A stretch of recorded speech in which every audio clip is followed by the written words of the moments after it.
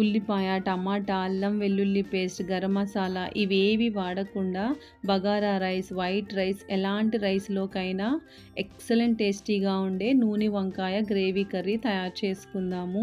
అరకిలో వంకాయలకి 50 గ్రాముల నువ్వులు, 50 గ్రాముల పల్లీలు వేసుకొని లో ఫ్లేమ్లో బాగా ఫ్రై చేసుకోవాలి.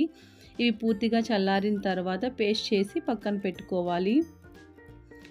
80 ml వరకు ఆయిల్ వేసుకొని ఆయిల్ హీట్ అయిన తర్వాత పావు టేబుల్ స్పూన్ మెంతులు, 1 టేబుల్ స్పూన్ ఆవాలు, 1 టేబుల్ స్పూన్ జీలకర్ర, కొంచెం కరివేపాకు, 2 ఎండుమిరపకాయలు వేసుకొని ఈ తాలింపు వేగిన తర్వాత ఫ్లేమ్ని లో ఫ్లేమ్లో పెట్టుకొని 2 టేబుల్ స్పూన్ల కారం, 1/2 టేబుల్ స్పూన్ పసుపు, 1/2 టేబుల్ స్పూన్ మిరియాల పొడి వేసుకొని వంకాయని 4 ముక్కలుగా కట్ చేసి వంకాయ ముక్కలు కూడా వేసి కొంచెం ఉప్పు వేసుకొని బాగా కలిపి మూత పెట్టి మధ్య మధ్యలో కలుపుకుంటూ 3 నిమిషాలు ఫ్రై చేసుకోండి.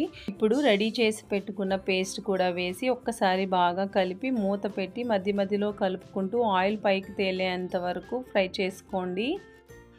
మీడియం నిమ్మకాయ సైజ్ అంతా చింతపండు పులుసు కూడా వేసుకొని బాగా కలిపి ఉప్పు కారం చెక్ చేసుకొని మూత పెట్టి మీడియం ఫ్లేమ్లో 5 నిమిషాల వరకు కుక్ చేసుకోండి. ఫైనల్గా కొత్తిమీర వేసేసి ఒక్కసారి బాగా కలుపుకోండి. అంతేనండి, ఎంతో టేస్టీగా ఉండే నూనె వంకాయ కర్రీ రెడీ. థ్యాంక్ యూ అండి.